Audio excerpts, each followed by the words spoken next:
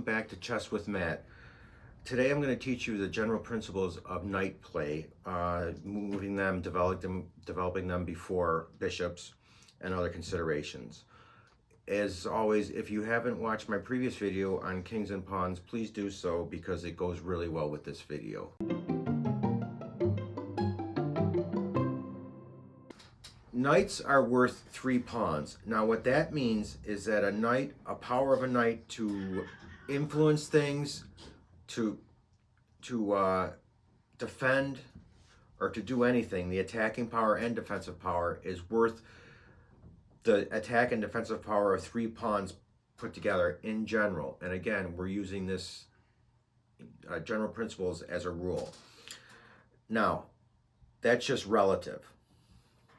It is a very good defender of the king, because the natural square is, when you start, is here.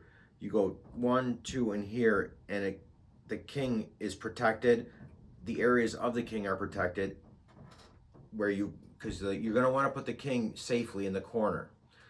And when you do that, the knight is the perfect defender of that position. It's just the way that the physics of the game work out, where if you put a knight on its opening square, then it's a great defender of the king.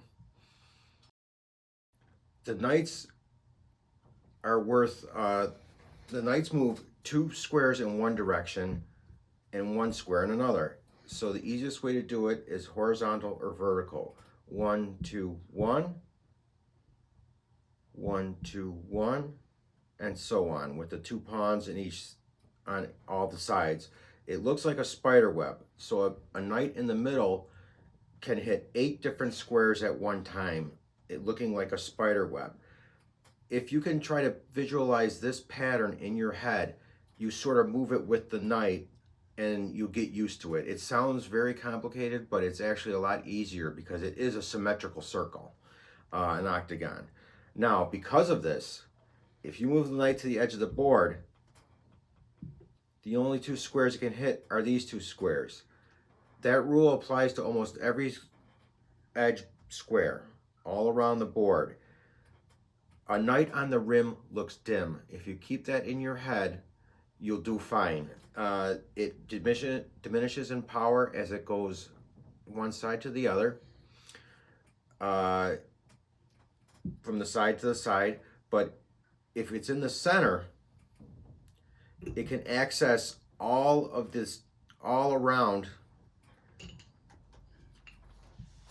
the center of the board. Excuse me. It can access all the places on the board easiest and fastest.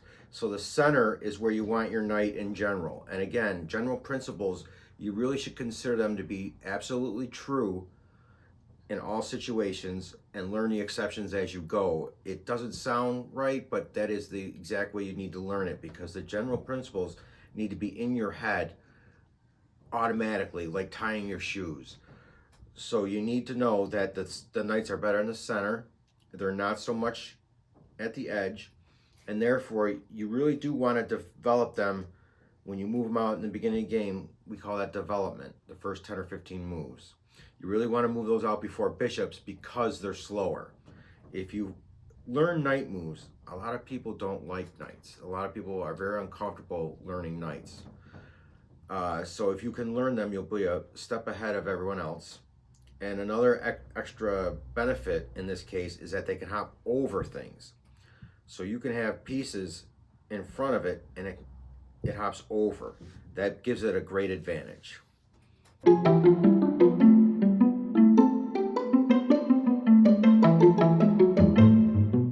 Because the knight is a slower piece and the center is the most important part of the board, what you want to do usually is 1, 2, and then 1 towards the center. That's another reason knights should be developed first, is because they can hop over. 1, 2, and to the center. 1, 2, and to the center. 1, 2, and to the center. Now the reason for that is because from here the knights can attack the center.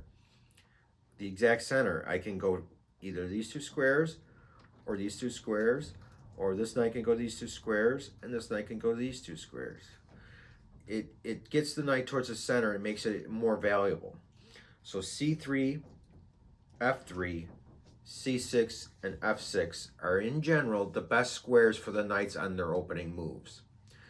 Then after you move bishops out, a bishop here or here would be protected by the knight. So you can move it closer into the enemy territory and still make it safe. From here, what you would want to do in general is move it towards the center. Okay? Of course, the center can mean here or there. But that's according to the position, obviously. But you want to move it towards the center because, like I said, that's a really excellent place for the knight. If you can imagine a horse running uphill or a horse running downhill, it's much better to be on top and running downhill, and that makes it faster. Now, the ideal place for a knight, almost a dream place, you could say, is this. This is called an outpost. The reason it's called an outpost is because it's in enemy territory past the middle. It now hits 4 squares in enemy territory. 4 really close squares to the king, which is the most important part. This should be a plan unto itself. Once you get it here, then you try to coordinate other pieces in attack. What that means is your knight's hitting here or here. So maybe another piece coming down here, like a bishop's move diagonally. So a bishop here would be going diagonal. So it would help, they would both be hitting these 2 squares. And that's how you coordinate pieces. But right now, we're just worried about the knights. So worry about getting the knights to a really good square. Even on the side here, this is generally where the king's going to go to get safe.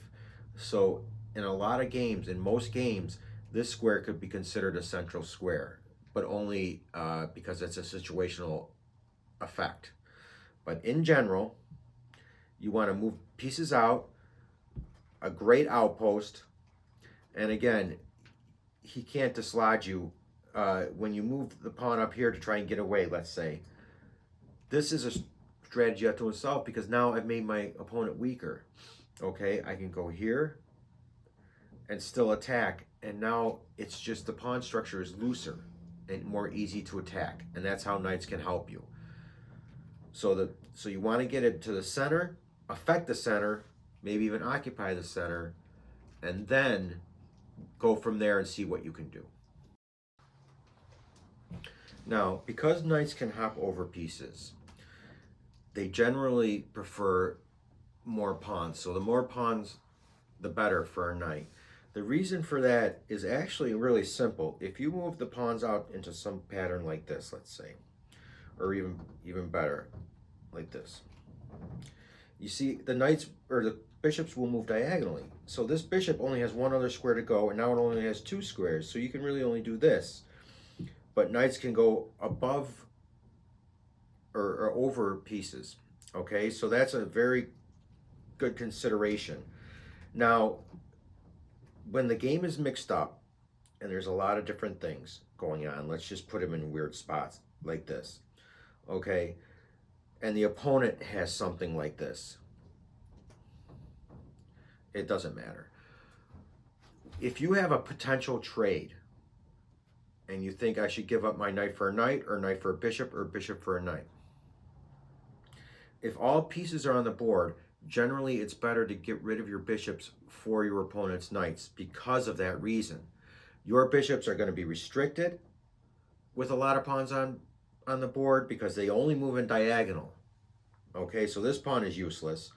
And if your opponent has all dark squares, this bishop could be severely restricted.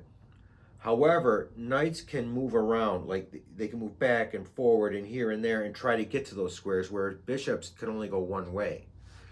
Now, so with a lot of pawns on the board, you really generally need the knights more than the bishops. They love having knights, and the more the better. Now, knights love pawn symmetry.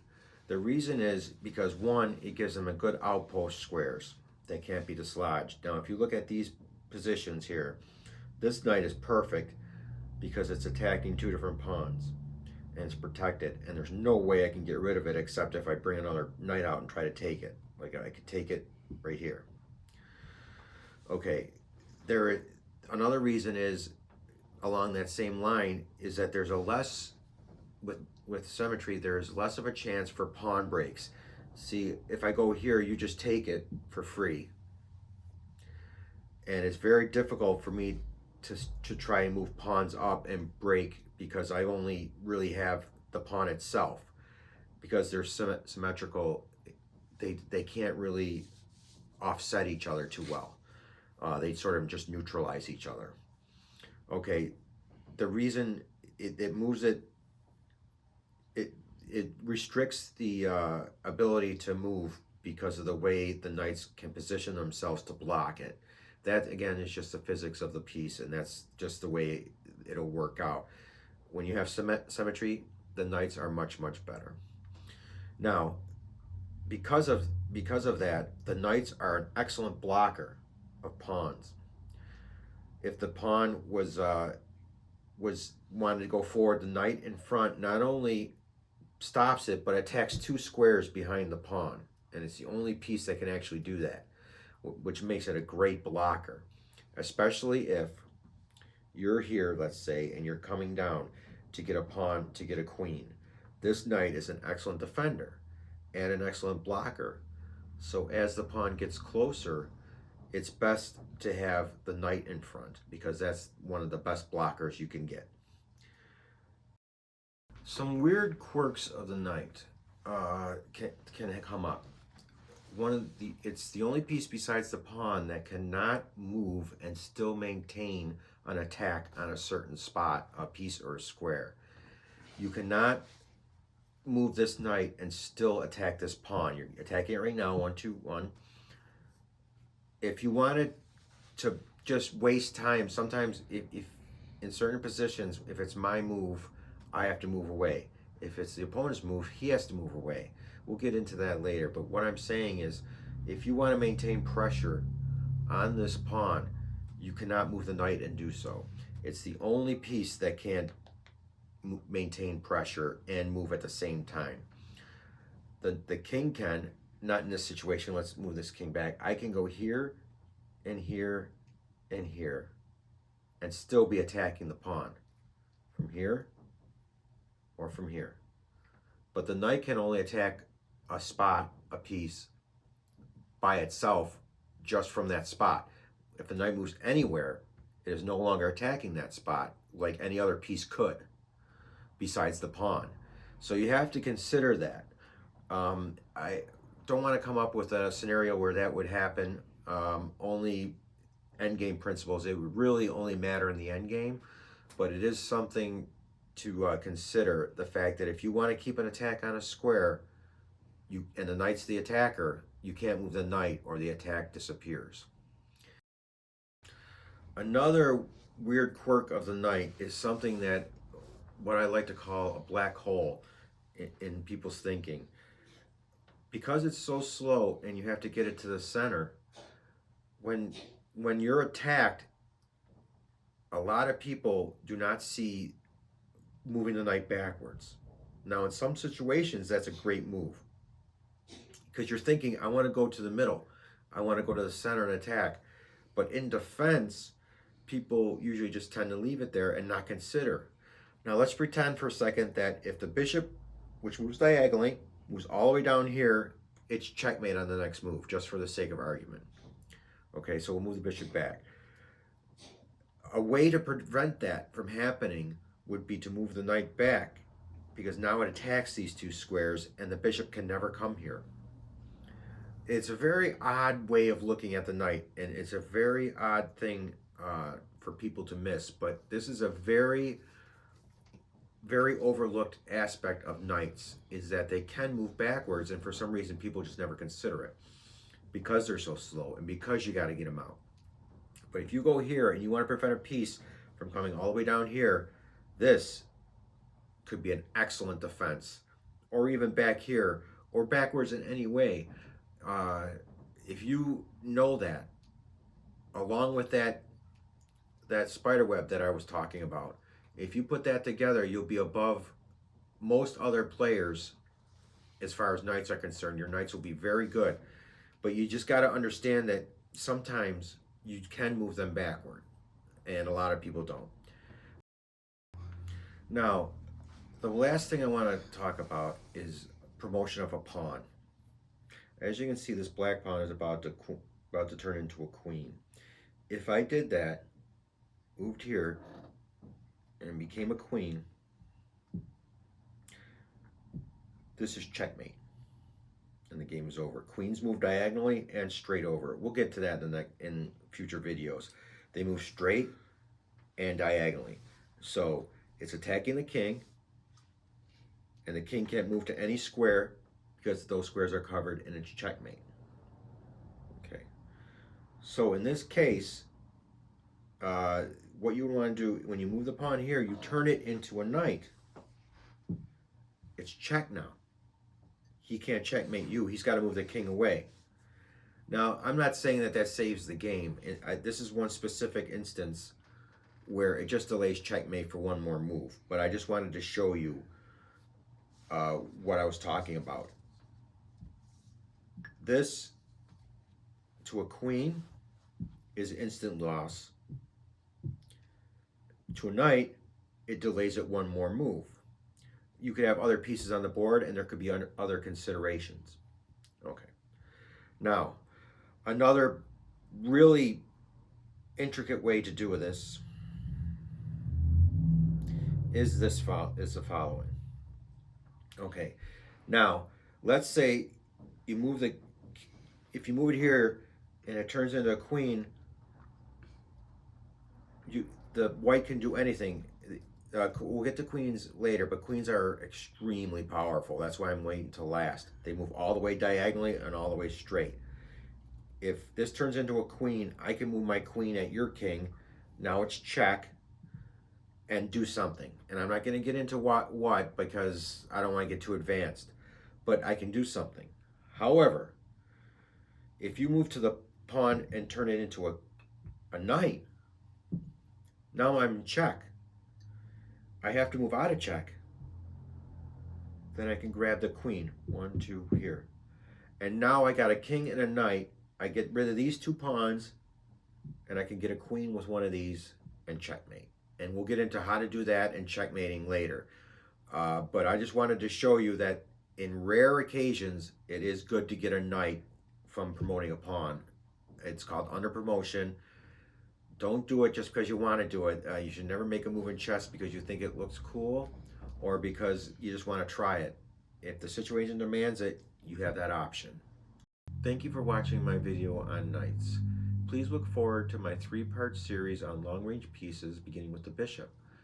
If you like this video, please press like at the bottom of the screen. Thank you and have a great day.